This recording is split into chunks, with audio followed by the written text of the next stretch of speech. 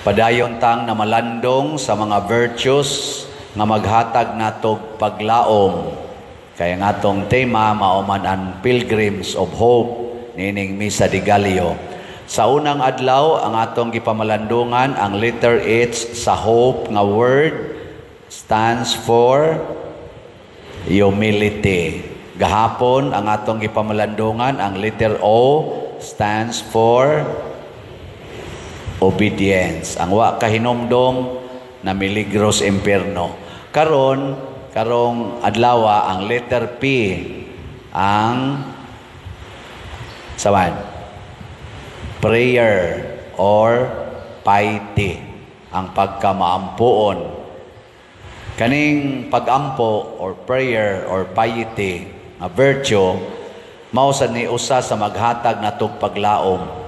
Ang tao nga maampuon kanunay nagampo, dili gid na daling ma-discourage, dili daling maguol, dili daling mo undang sa iyang commitment. Lingiyay mong tupad.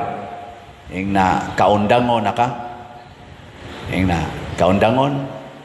Mga asawa, dili na mo kaundangon sa atiman anang paghigugma ng inyong mga bana.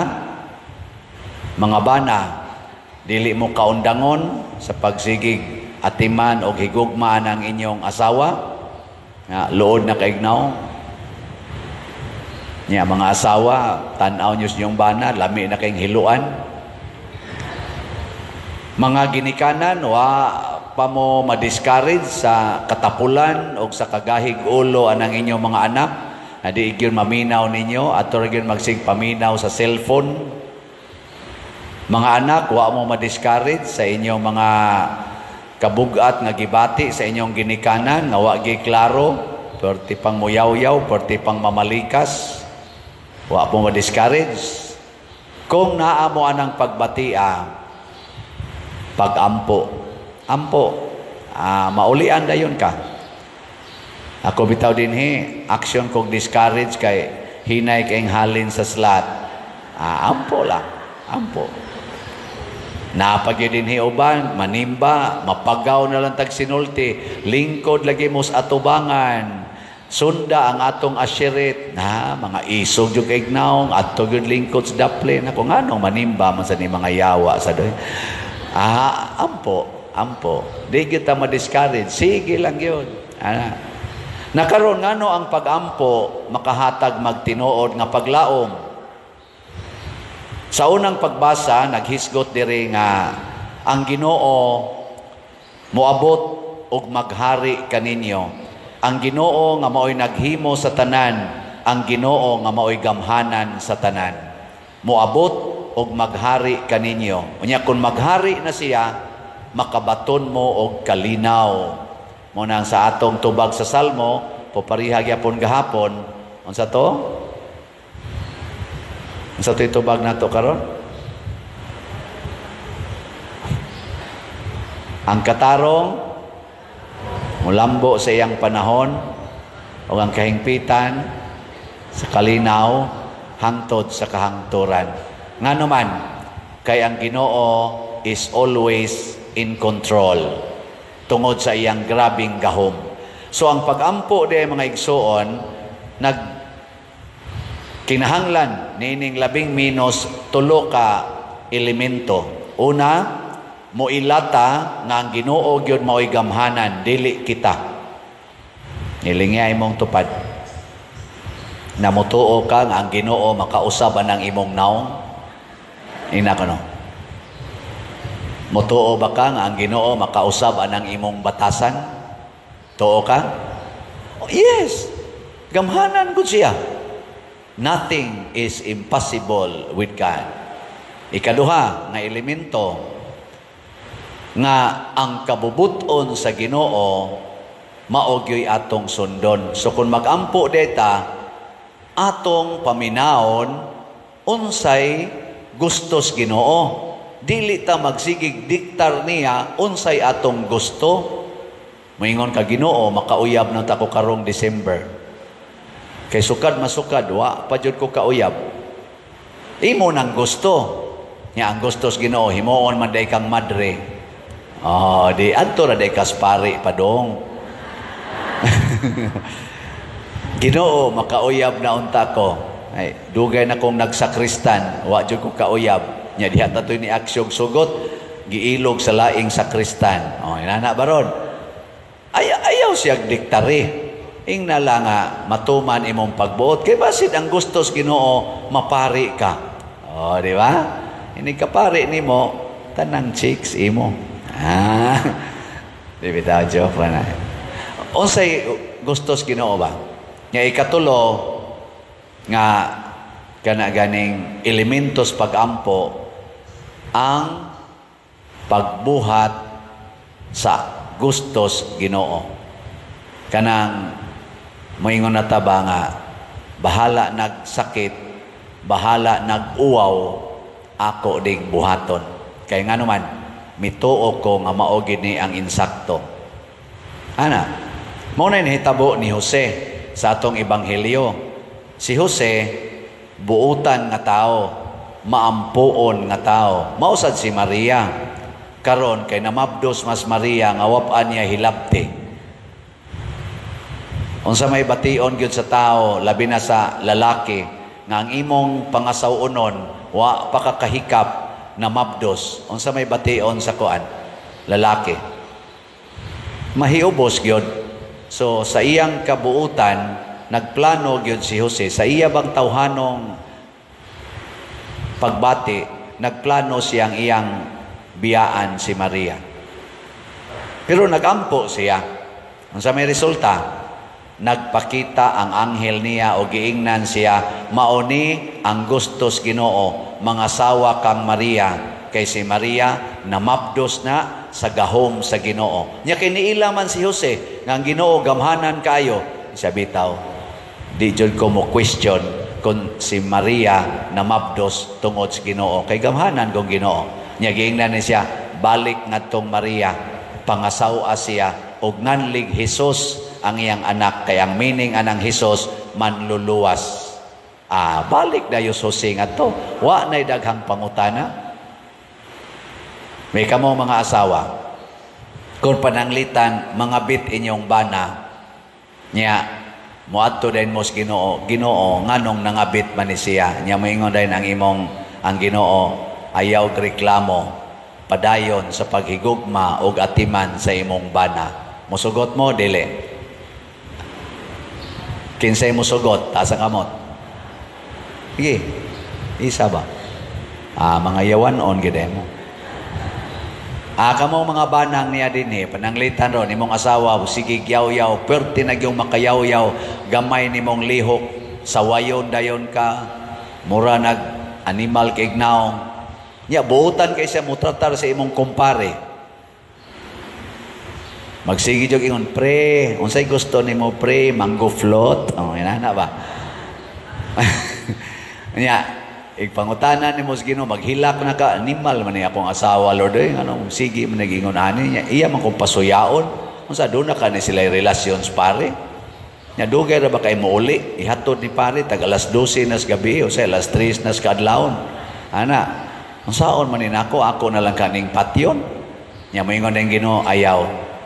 Pangasawa lang gina, atiman na, higugmaa, iapil sa dangimong kumpare. Kinsa mga banaha ang musugot ani, taas ka mo. Parihara mo tanan. Tanawa, tungod aning batasana, dili ta, nagpakita ta, nga kuwang tas pagampo. Kaya ang kasagaran natong gibuhat, naaragit takotob sa ampo-ampo. Ampo-ampo ba? Kanang sunod-sunod lang. Uy, milagroso man kuno dito, mangadto ta. Uy, aligre ni da, aligre ni, apil ta. Sunod-sunod lang ba? Ala, misa di Galio na. Ingon ra ba sila, kung humnon gini mo ang 9 days, unsay imong pangayoon, ihatag yun. Wadyo kay sabong-sabong diri sa petition and gratitude. Mawitan ang giusab na ni nato rong pamaagi kay kadto check ang uban dugayan man mo and check pa ka dito nya usahay wa sa dito ang imong petisyon. Ang atorong bagong pamaagi para makasabong gid mo dire kanang pangayo lang mo og naa kay pangayoos Ginoo karong adlaw, nya naa sa kay pasalamatan niya karong adlaw. Pangayo lang mo dito og kanang nana usa ka Christmas ball nya human dayon hug mo sa inyong love offering. Nya human ana inigpaso na diri unya imo tong balikon pagsulti, Lord, ako ning i-offer nimo ang akong pasalamat o kining akong pangayo. Nana sa imong kasing-kasing. At least one petition, one gratitude, nya sabong dayon dire. Ana na lang ha, aron paspas. Kinsa man ninyo ron ang naay pasalamat nga inyo nang gigunitan ang bulat sa kamot. Jotay pa kayo, mga asyirit, suroy niya mo niya. Og dapat dihay mga bula. Isuroy nga rin ofertory aron nga maka-petisyon sad mo. Bisag piso imong ihog, 25 centavos ba? Haron ang imong petisyon, bali ra sag 25 centavos ang i-grant sa Ginoo. Nya na kay petisyon nga makapasar ka sa board exam, bali ra sag piso ang imong mapasaran. Ana. Pasabo. Ito kinasing-kasing. Mao ni siya ang atong buhaton, magampo. Nya kung naa nakaaning muilakang ang Ginoo gamhanan, unya mutuman ka, mahibaw na ka siyang kabubuton, musunod ka siyang kabubuton, everything, every good thing will follow. Ang tanan gyud musunod. Mao bitato nga pag-abot nako dinhi August 6, 2019, hapit tanan nato dinhi mga tiles na nga tangtang nato. Ato dihang kisami na nagbitay ng liki, ato dinhing kurente, wagi klaro, sige ka trip off, kay gikan na to skwintador dito, sige na nigto dinhing kilid sa simbahan, magsaot ta diag planggana. O niya, way sira diri ang kanidinhi, way lamisa dito sulod, ato pa dihang opisina, porting gamaya, hapit muhuot ang sekretary, nyag musod pa ko, magkabag-iray ng among sampot, na miligro sag ma-develop ko, so din alam ko musod.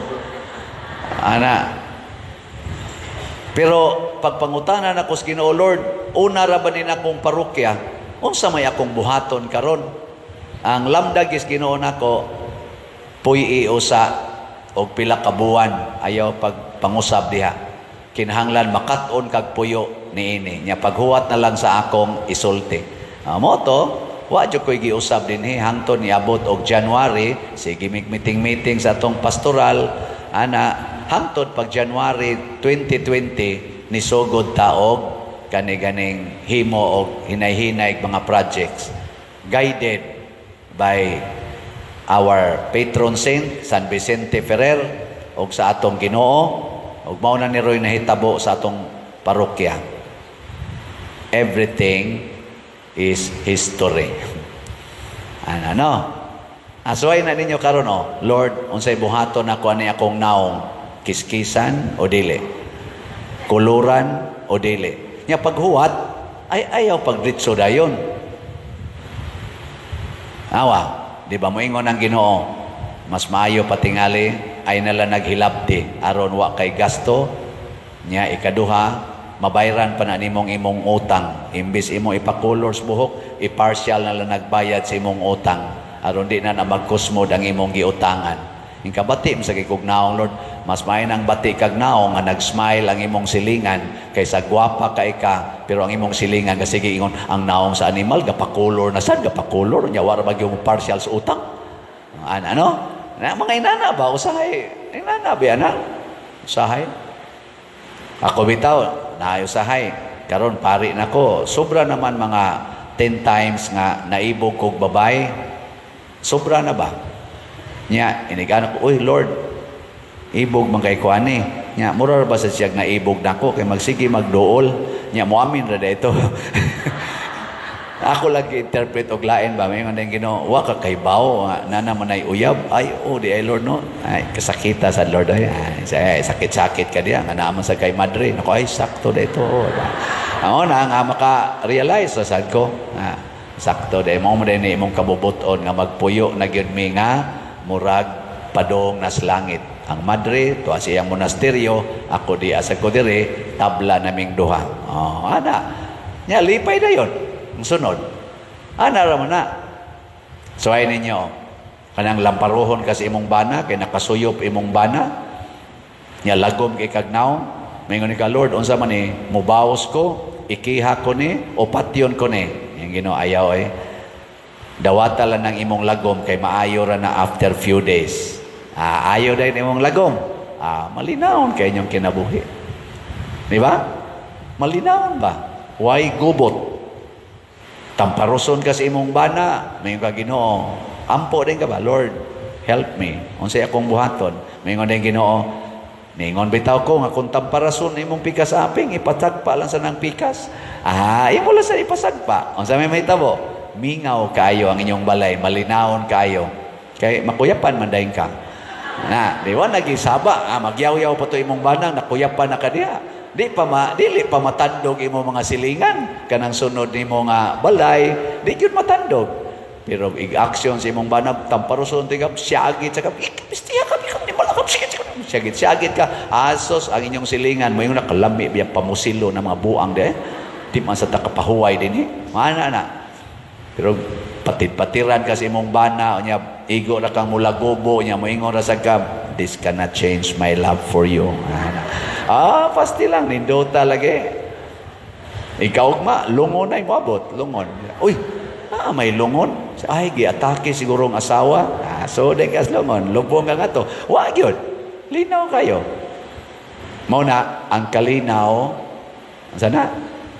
O ang kahingpitan sa kalinaw, hangtod sa kahangturan. Kay adto naman kasbahak, RIP, rest in peace. Pero ang tinuod, wa ka dihas bahak, wa ka dihas Manila Memorial, tuwa ka sa sabakan sa Ginoo, enjoying eternal happiness. Ana. Sige, last na lang lingi sa imong tupad. Lingi, ang di mo lingi, patyonon. Lingi ing na sugod karon. Sabat ba? Nasugod karon. Sugot na kog imong patyon. Sugot na kog imong patyon. Ngano man, kay ang Ginoo nag-ingon, there is no greater love than to lay down your life for your friend. Walay laing labing dakong gugma nga ikahatag nimo gawas sa pagpakamatay para sa imong gihigugma. Ug mao nay gibuhat ni Hesus, mao nay gibuhat sa mahal nga Birhen Maria, mao nang nakadawat taog kaluwasan. Mao ni ang the strongest source of hope.